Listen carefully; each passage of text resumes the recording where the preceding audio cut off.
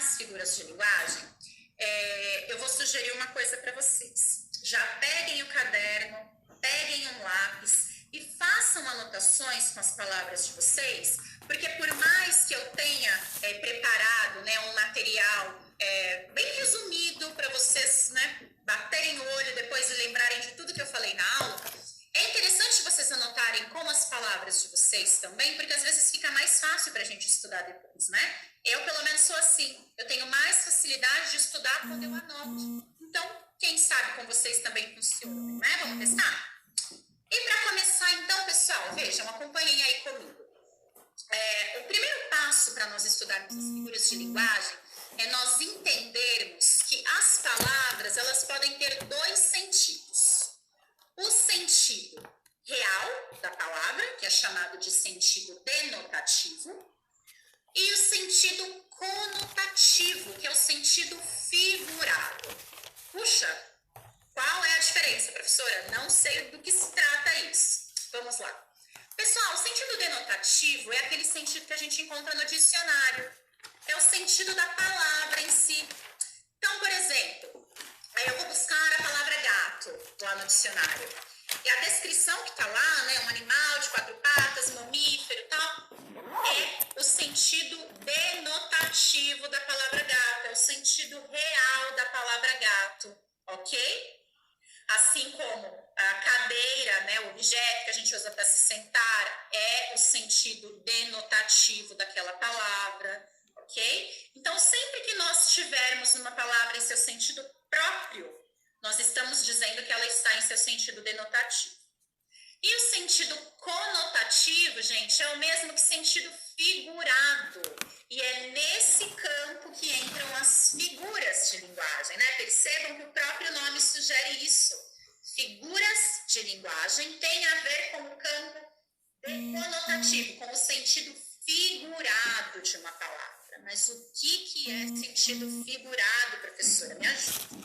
Vamos lá. Ainda usando o exemplo da palavra gato, ok? Sabe quando a gente vê uma pessoa muito bonita, talvez já tenha acontecido com vocês, e daí vocês comentam com o colega, né? Nossa, aquela menina é uma gata, ou aquele menino é um gato. Aquela pessoa não é um gato de verdade, né? É uma pessoa, mas ela é tão bonita que a gente associa a beleza dela à beleza de um gato. Porque a gente parte do princípio de que o gato é um animal bonito, elegante, exuberante, né? Quando nós dizemos isso, que aquela menina é uma gata, ou aquele menino é um gato, nós adentramos o sentido figurado da palavra gato, ou seja, não estamos utilizando a palavra em seu sentido real, né, aquele do dicionário, mas sim dando um desvio de sentido para essa palavra. Estamos utilizando numa circunstância diferente. Estamos utilizando para demonstrar a beleza de uma pessoa. Quando nós fazemos isso, então, adentramos o campo das figuras de linguagem. E eu aposto que pelo menos uma vez vocês já tenham dito ou ouvido alguém dizer isso, né? E talvez nem soubessem que se tratava de uma figura de linguagem, não é verdade?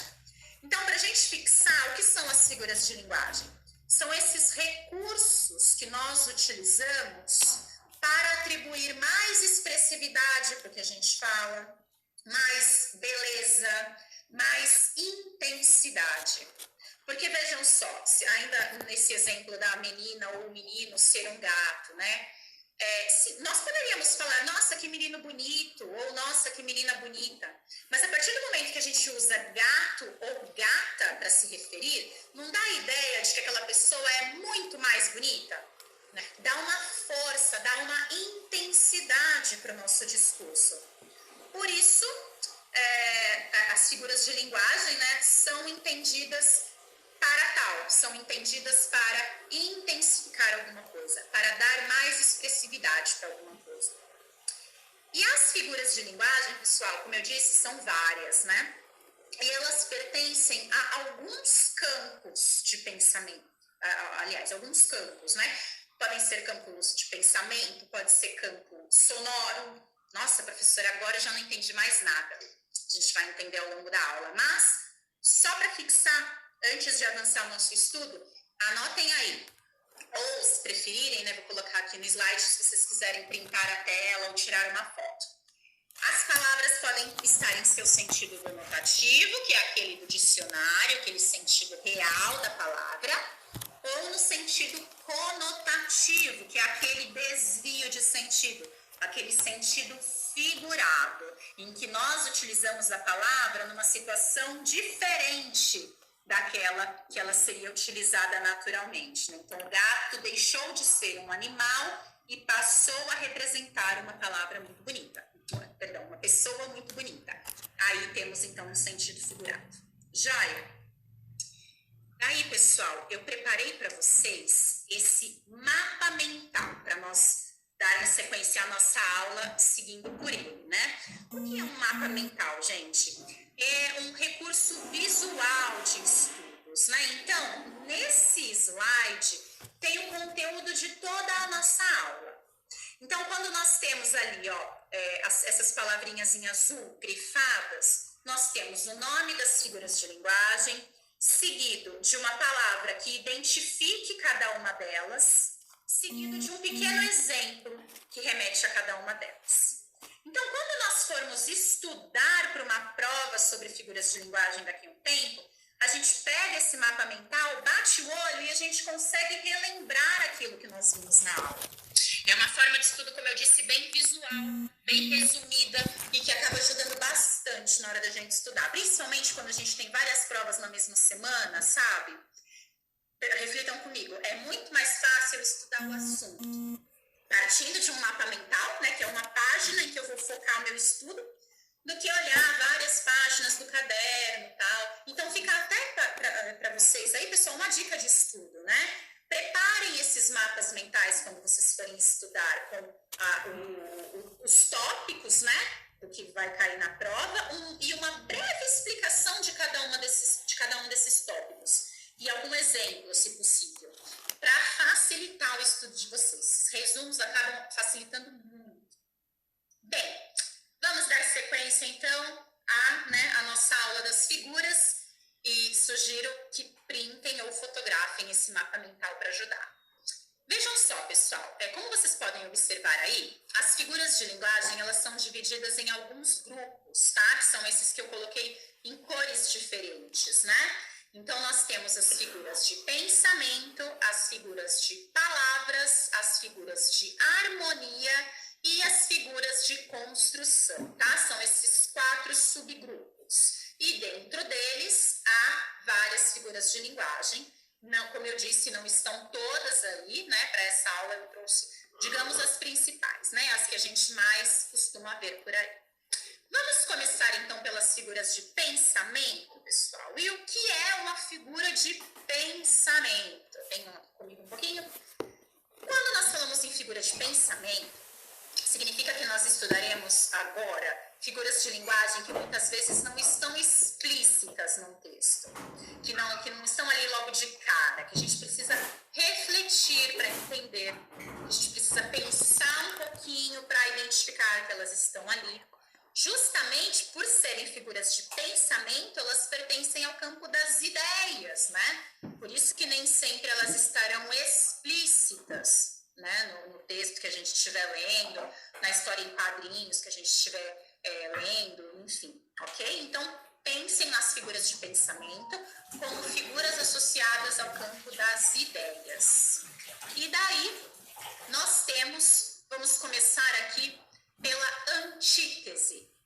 O que é uma antítese? Essa é uma figura fácil da gente reconhecer, porque ela faz alusão aos antônimos. Quem lembra de antônimos aí? Lembram dos sinônimos, dos antônimos? Antônimos são palavras opostas, né? Então, eu coloquei ali como definição, ó, oposto. Essa figura de linguagem está presente quando nós temos palavras de sentido oposto num mesmo período, num mesmo verso, né? Nesse exemplo que eu coloquei aí, ó, em tempos de guerra, quero paz. Então, guerra e paz são termos opostos, não são? E foram utilizados no mesmo período. Portanto, nesse trechinho aí, nós temos uma antítese. antítese, pessoal? Acho que essa figura a gente não precisa demandar tanto tempo para explicar, porque ela é meio que autoexplicativa, né? Antítese, antônimo, oposto. Né? Então, utilização de palavras opostas para comunicar uma mesma ideia, uma mesma situação. Joia? Vamos para a próxima? Vamos para o eufemismo.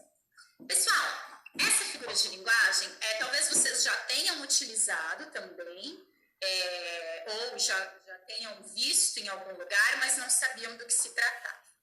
O eufemismo tem a intenção de suavizar uma expressão, um comunicado. E aí, no exemplo, vejam, eu coloquei: fulano partiu dessa para melhor.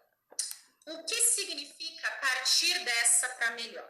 Né? Vocês talvez já tenham ouvido essa expressão em algum lugar, mas significa que aquela pessoa, infelizmente, morreu. Né? Mas, vejam como é pesada, né, essa palavra morrer.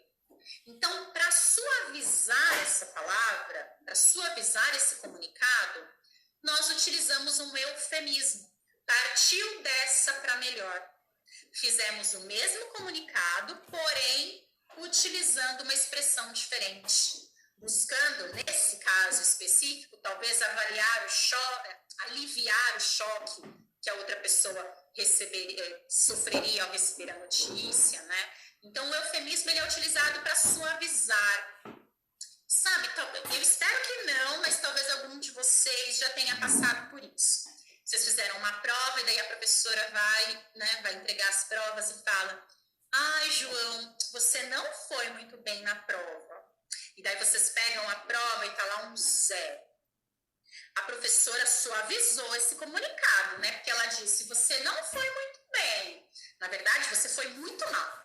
Mas em vez dela falar: nossa, João, você foi muito mal na prova, ela fala que você não foi muito bem. Justamente para suavizar esse comunicado, né? Para você não ficar apavorado ao pegar aquela prova com a nota 0. Né?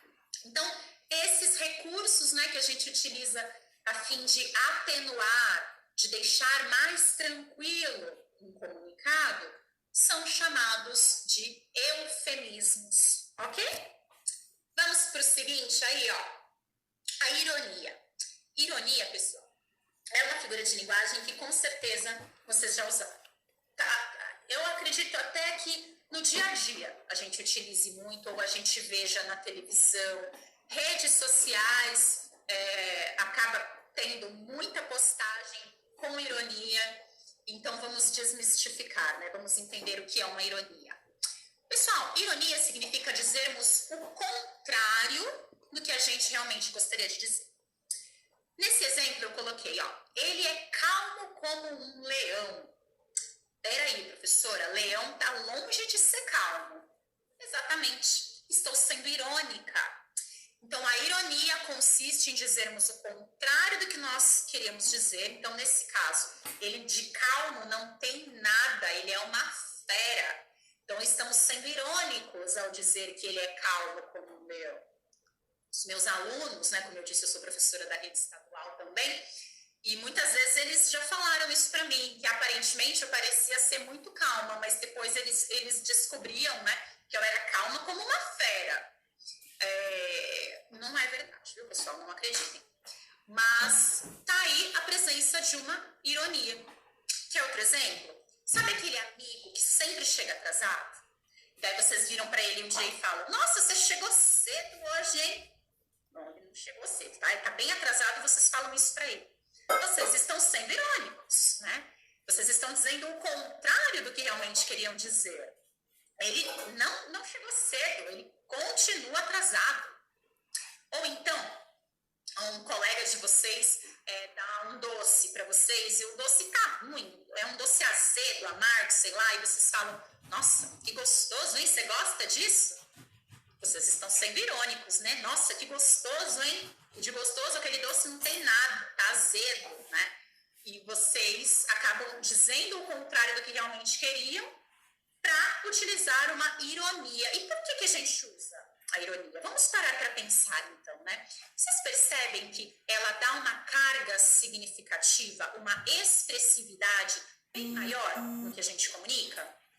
Então, em vez de eu dizer, nossa, que doce ruim, eu digo, nossa, tá gostoso esse doce, hein? Dá essa ideia de intensidade, de que vocês estão sendo bem expressivos naquilo, né? E, ai, nossa, não tem nada de gostoso, mas vocês usam isso justamente meio que para fazer uma piadinha com a pessoa, sabe? A ironia, ela em muitas situações, ela é atrelada à piada, ao sarcasmo, como meu pai dizia, tiração de sarro. Então, se a gente quer tirar sarro de alguém, muitas vezes a gente pode ser irônico para tirar sarro, né?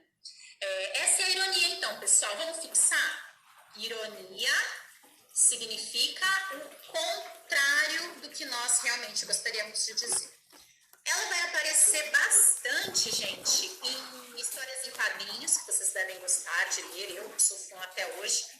Charges de jornal, de revista, ou nas próprias redes sociais, como eu comentei, muitas vezes aparecem lá as ironias, ok? Fiquem atentos, então, para a gente aprender a reconhecer. E vejam por que eu disse que está no campo do pensamento, né? Porque se a gente, esse exemplo, né, ele é calmo como um leão. Se eu pego esse exemplo e leio desprovido de ironia, eu posso nem perceber que ali, né, a pessoa está sendo irônica. Posso deixar passar batido, né?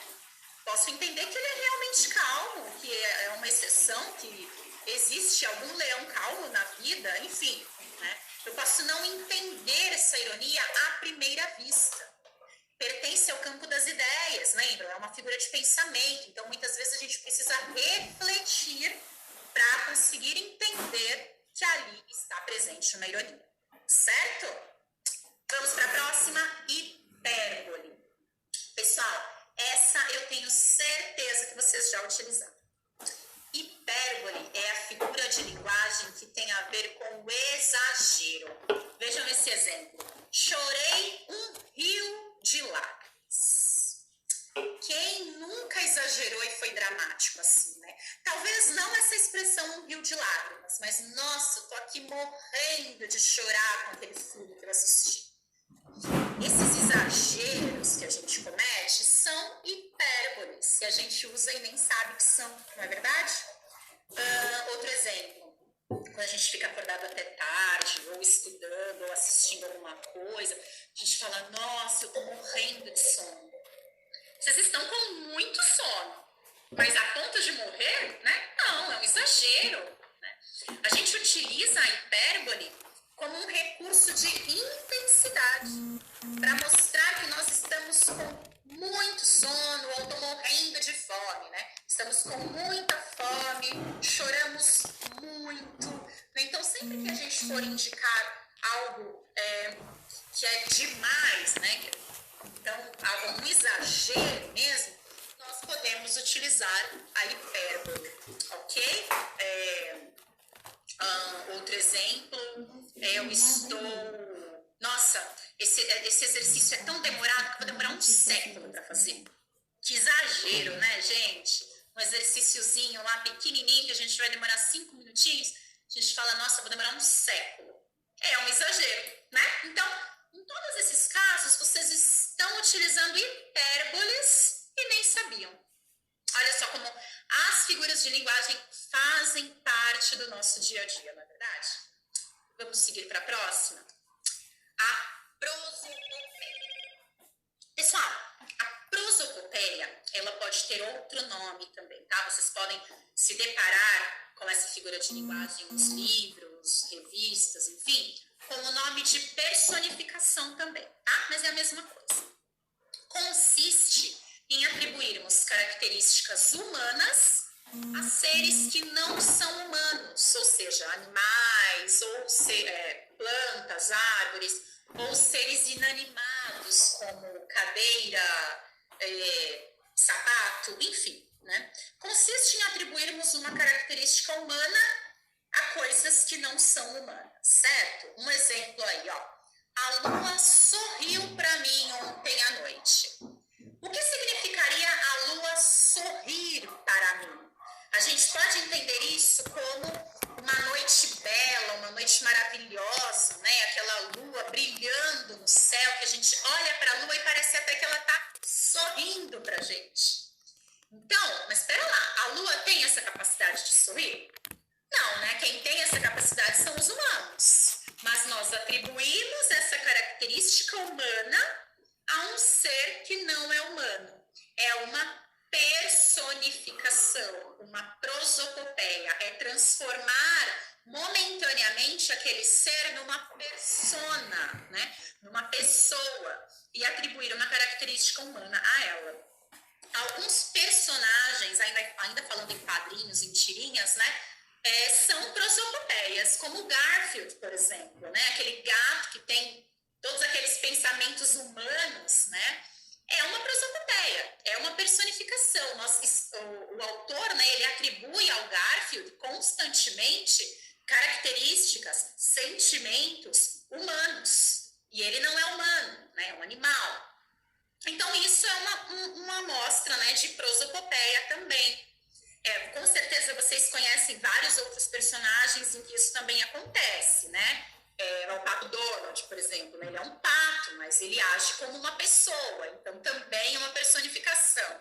Esses personagens, né, animais, são personificações, né? Então, sempre que nós utilizarmos uma característica humana para um ser que não é humano, então, hoje o céu chorou, né?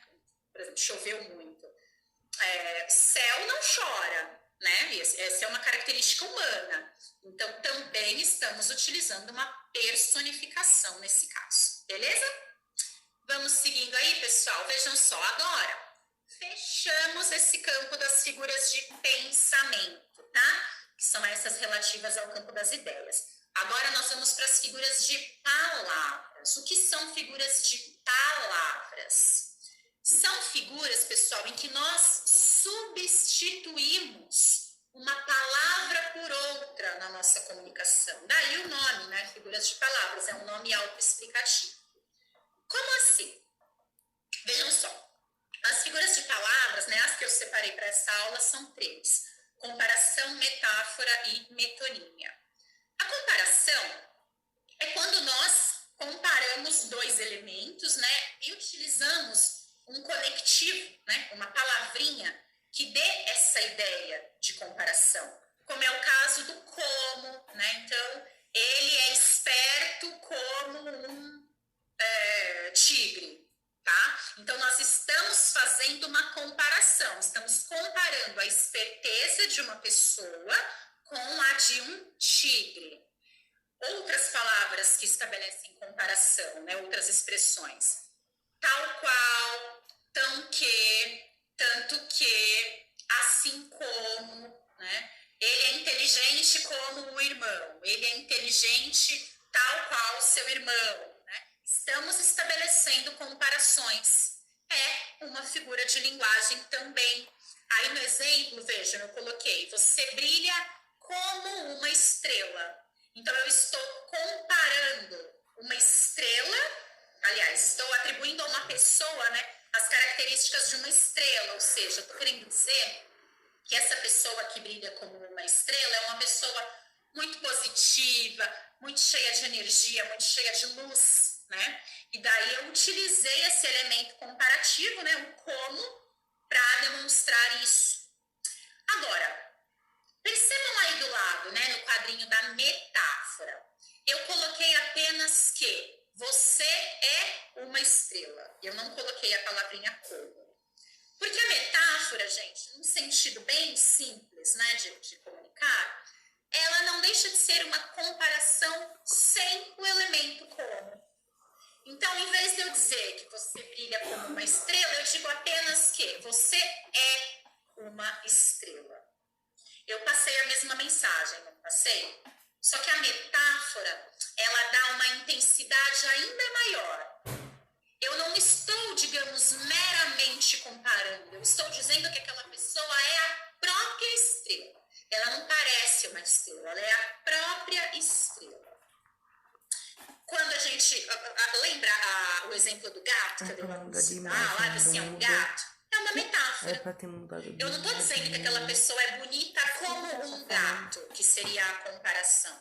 Estou dizendo que ela é um gato, ela é tão linda, tão elegante, tão exuberante, né? Então, a metáfora, ela consiste nessa substituição dos termos, né? Eu não comparo, eu substituo.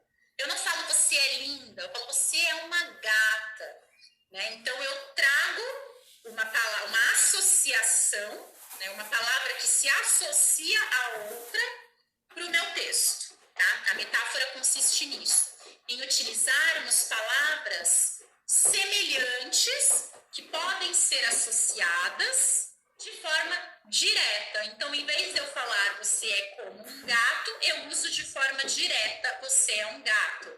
Em vez de eu dizer de forma indireta, né, utilizando conectivos, você é como uma estrela, eu digo de forma direta, você é uma estrela.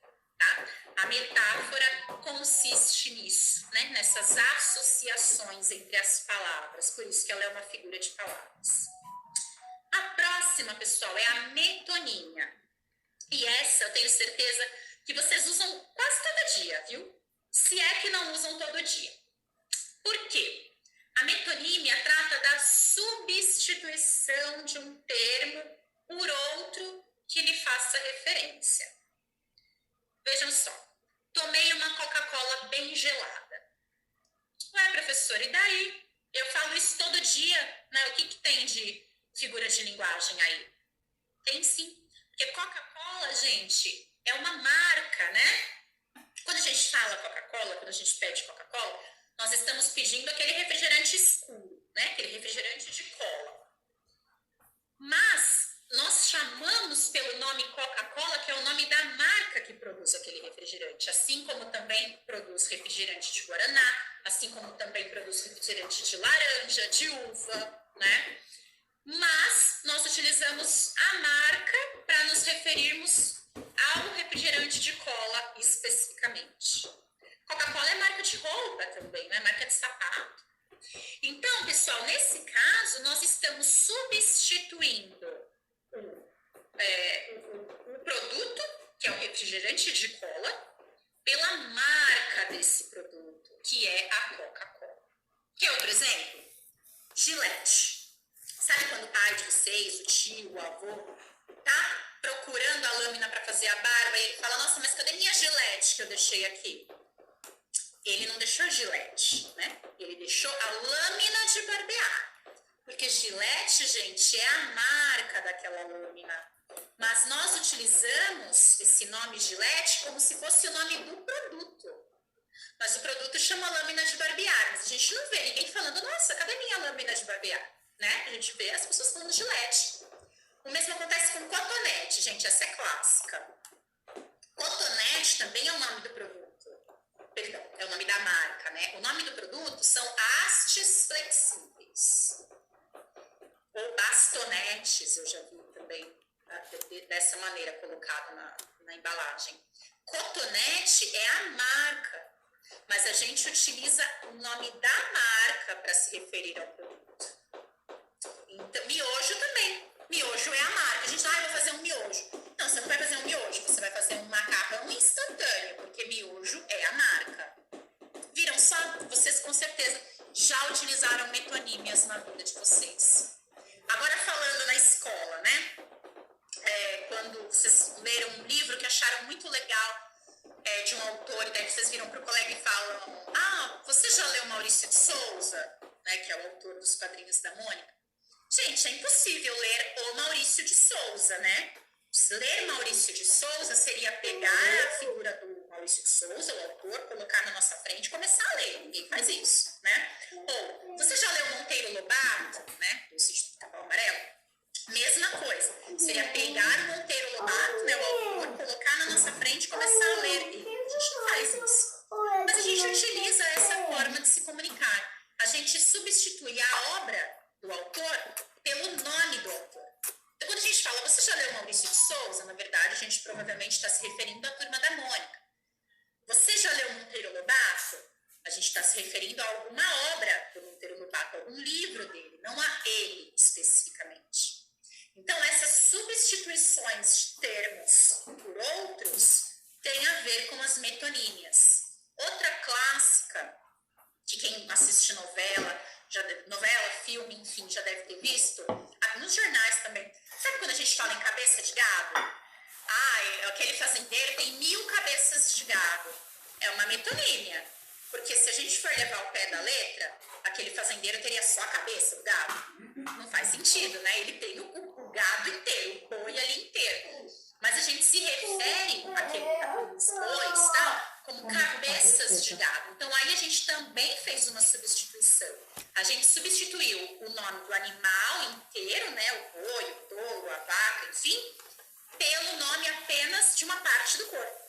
Então, em vez de falar boi, vaca, touro, a gente fala cabeça de gado.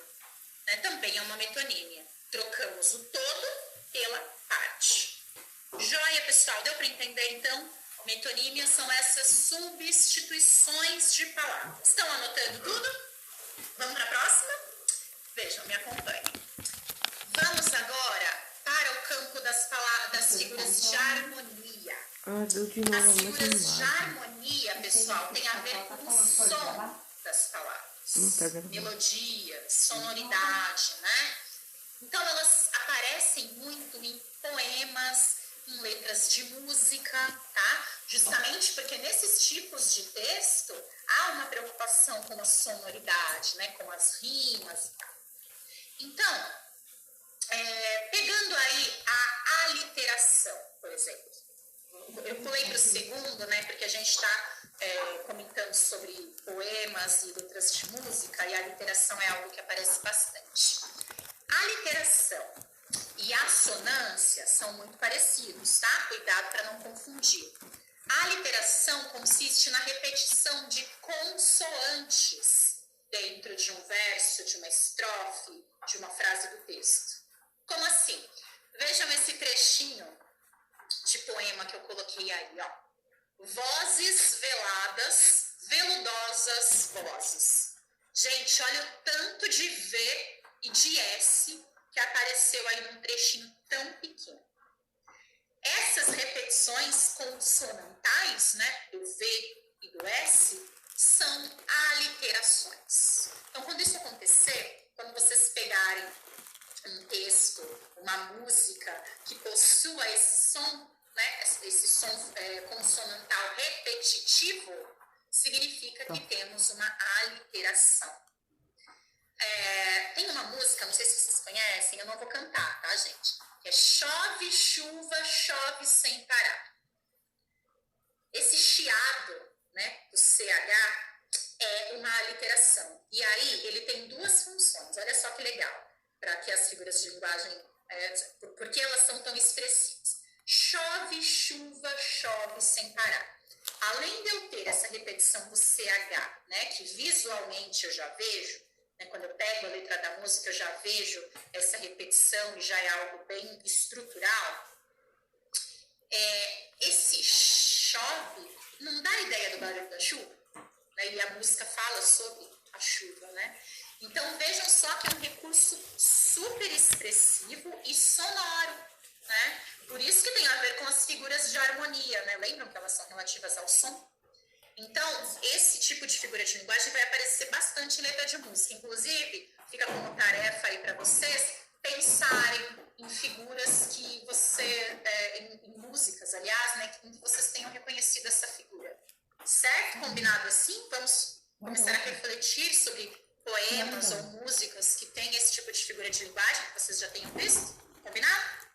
Seguindo, pessoal, a assonância é a mesma coisa, só que tem a ver com as vogais, tá? Sons vocálicos. Aí no exemplo, eu não coloquei letra de música nem nada. Eu coloquei uma frase normal. Mas vejam quantas letras A aparecem nessa frase, ó. Amanda ama os animais. Amanda ama os animais. Olha quanta letra A. A essa repetição de vogais, nós damos o nome de assonância, beleza? Então, para não confundir, tá? Aliteração, repetição de consoantes. Assonância, repetição de vogais, combinado? E vamos voltar ali para a onomatopeia, ó. Pessoal, essa também é uma figura de linguagem que a gente vê muito, principalmente em história em quadrinhos, tá? E a gente também acaba utilizando quando a gente vai imitar o som. A reproduzir algum som. Sabe o ding-dong da campainha? É uma onomatopeia. O piu-piu do passarinho, né, é uma onomatopeia. Então, assim, a onomatopeia trata dessa reprodução de sons, dessa imitação de sons. Como aí no exemplo eu coloquei o tic-tac do relógio e o miau do gato, né, o au-au do cachorro. Esse tic-tac do relógio é muito comum em história em quadrinho. Eu já vi muito, né? Tem a imagem do relógio, aquele tic-tac sinalizando que as horas estão passando. Isso é muito comum. Esse ding-dong da campainha que eu comentei também é muito comum nas histórias em quadrinhos. A gente costuma ver essa reprodução de som.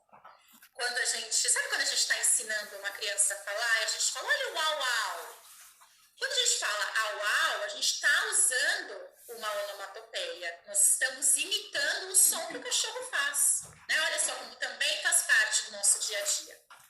Então, para vocês fixarem, gente, a onomatopeia trata da reprodução de um som ou da imitação de um som. Beleza? Ficou claro? Fácil, né? Acho que é tranquilo.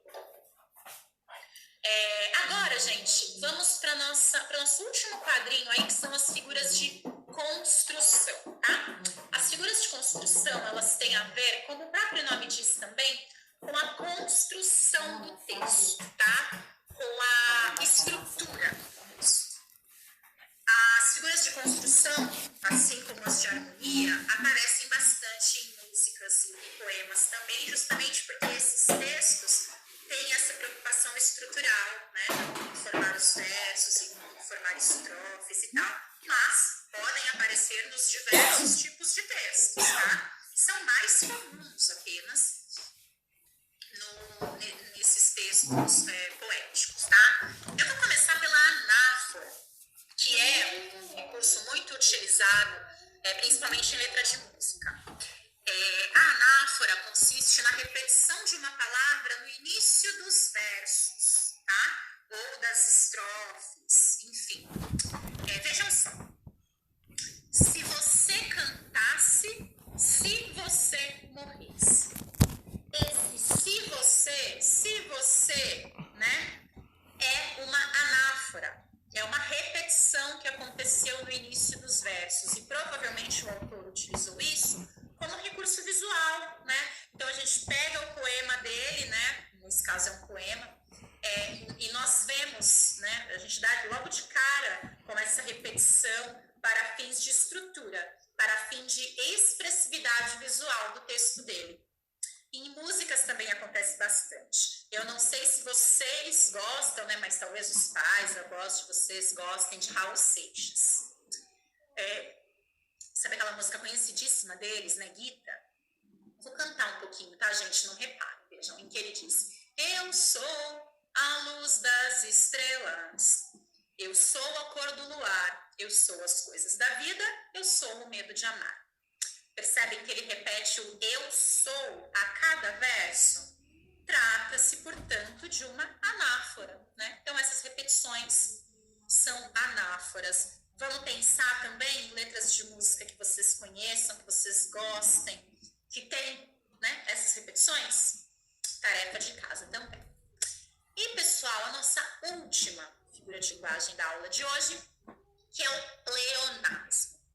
Pleonasmo, gente, a gente precisa tomar cuidado com ele, tá? Volta aqui para mim rapidinho. O pleonasmo, ele pode acontecer de dois modos, tá? Pode ser o pleonasmo enxergado como recurso estilístico, né? Como uma figura de linguagem para dar expressividade para aquilo que a gente está falando. Mas ele também pode ser considerado um vício de linguagem, tá? E daí eu vou explicar essas duas definições para vocês. O pleonasmo, quando figura de linguagem, ele é utilizado para reforçar uma ideia. Então, vocês já devem ter ouvido essa expressão. Eu vi com meus próprios olhos. Já devem ter ouvido, né? E o que isso nos demonstra, né? Reforça que aquela pessoa viu mesmo alguma coisa. Não duvide dela, ela viu com os próprios olhos, ela tem certeza do que ela viu, ela tem certeza do que ela está falando. Nesse caso, nós temos um pleonasmo, por quê? O pleonasmo, ele é uma redundância, né? Então, quando a gente fala, eu vi com meus próprios olhos, gente, se a gente viu, é claro que foi com os olhos, né? A gente veria com o quê? Com as orelhas, né? Não. Se eu digo que eu vi, é claro que é com os meus próprios olhos. Só que para fins de reforçar isso, de dar uma intensidade para isso, eu utilizo o pleonasmo. Eu vi com meus próprios olhos. Esse é um pleonasmo utilizado como recurso estilístico, reforçando uma ideia. Só que o pleonasmo, gente, ele se transforma num vício de linguagem quando a gente utiliza expressões, e daí eu tenho quase certeza que algum de vocês já ouviu isso alguma vez, ou até já falou. Sai aqui fora pra gente conversar. Gente, se a gente saia para fora, não é verdade? Como que a gente vai sair para dentro? Ou, né? Entra para dentro, menino, tá chovendo. Se a gente entra, é para dentro. Sobe lá em cima, pega tal coisa para mim. Desce lá embaixo, tô te esperando. Né? Esse subir para cima, descer para baixo, sair para fora, entrar para dentro, enfim, são pleonasmos viciosos. São vícios de linguagem. Qual que é a diferença? Quando a gente fala entrar para dentro e sair para fora, o fato da gente dizer esse para dentro ou para fora não atribui maior expressividade para o que eu estou dizendo. Não reforça uma ideia. Não, é simplesmente dizer o óbvio, né? Sair, é claro que é para fora. Diferente de vir com meus próprios olhos, que dá essa ideia de não duvide de mim, confia no que eu estou te dizendo, eu realmente vi, né? Isso é uma carga expressiva. Sair para fora e entrar para dentro não tem carga expressiva, tem apenas uma redundância, ou seja, uma repetição desnecessária, tá? Então a gente precisa ficar atento com o pleonasmo por conta disso, para não achar que estamos usando uma figura de linguagem, um recurso expressivo, quando na verdade estamos sendo redundantes. Combinado? Bem, pessoal, vou colocar aqui, última chance de vocês fotografarem ou printarem a tela, quem ainda não fez, né?